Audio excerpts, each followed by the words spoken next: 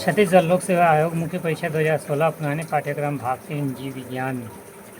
प्रश्न 1 पॉलीटीन गुणसूत्र क्या होते हैं, वे कहाँ पाए जाते हैं, इनके खुले हुए स्थानों को क्या कहते हैं। उत्तर पॉलीटीन गुणसूत्र सामान्य गुणसूत्रों की अपेक्षा काफ़ी मोटे एवं बड़े होते हैं, जिनमें क्रोमोनिमेटा संख्या में बहुत अधिक बढ़ जाते हैं। यहाँ डिंबकों की आंतों की उपकला तथा कोशिकाओं एवं ड्रोसोफिला एवं मैग्नोगैस्टर की लाल ग्रंथियों में पाए जाते हैं। इनके खुले स्थान पर बालबियानी वलय या कफ कहते हैं। इधर कुछ नहीं है।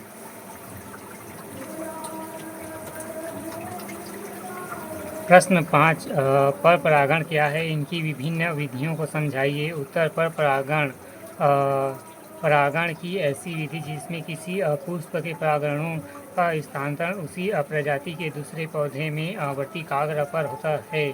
पर परागण की प्रक्रिया को एलोगेमी भी कहा जाता है। पर परागण की विधियाँ: पहला, वायु परागण। पुष्पों में वायु की सहायता से होने वाले परागण वायु परागण कहलाता है।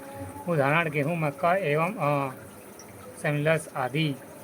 दूसरा, जल परागण। परागण की इस विधि एक पुष्प का परागण कर दूसरे पुष्प के सिग्मटा तक जल की सहायता से पहुँचते हैं। उदाहरण के लिए न्यास। तीसरा, जंतु परागण। पौधे में जंतुओं द्वारा होने वाले परागण जंतु परागण कहलाता है। यह कीट, पक्षी, चमगादड़ आदि द्वारा होता है। प्रश्न 6, हृदय के किस भाग में पेसमेकर कहते हैं और क्यों। उत्तर, हृदय के दाहिने आलिंद के ऊपर भाग में स्थित ऊतकों के एक समूह को पेसमेकर कहते हैं। इसे शिरा आलिंद नोड भी कहते हैं, जो दाहिने आलिंद के पश्च महाशिरा के छिद्र के पास होता है। यह हृदय की धड़कन का आवेग तरंग के रूप में प्रसारित करता है। हृदय की धड़कन के समय दोनों आलिंद एक साथ संकुचित होने के इसके बाद दोनों निलय संकुचित होते हैं, जिसकी शुरुआत आलिंद नोड से होती है।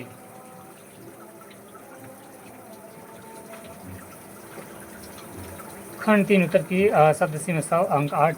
प्रश्न 7, सांस लेने में डायफ्राम की क्या भूमिका होती है।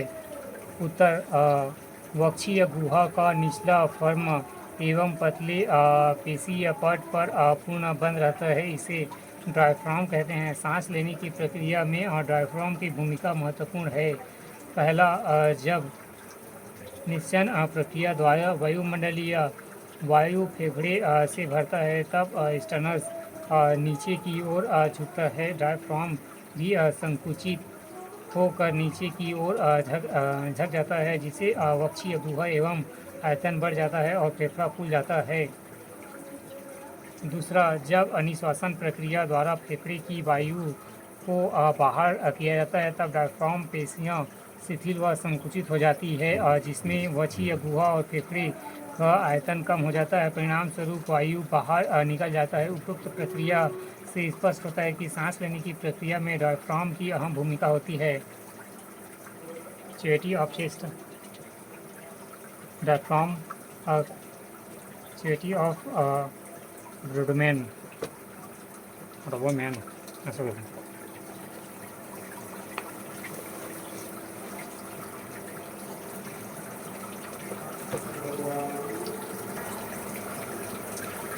खंड 4 उत्तर की शब्द सीमा 250 अंक 20। प्रश्न 8, पुष्प का नामांकित चित्र बनाइए। पुष्प के विभिन्न भागों के कार्यों का वर्णन कीजिए।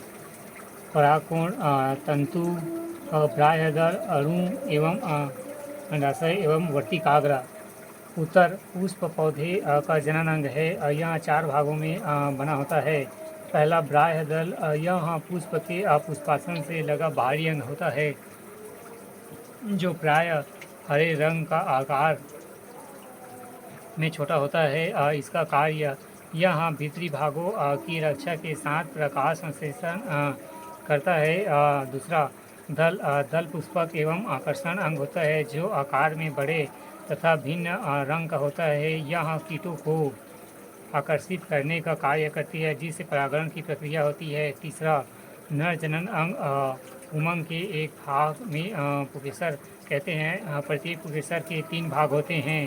परागकोश योजी कुतंतु पुकेसर के सिर एवं परागकोण होते हैं, जिनमें परागकण बनते हैं। परागकण अत्यंत सूक्ष्म होते हैं और नर युग्म का निर्माण करते हैं। चौथा, मादा जनन अंग।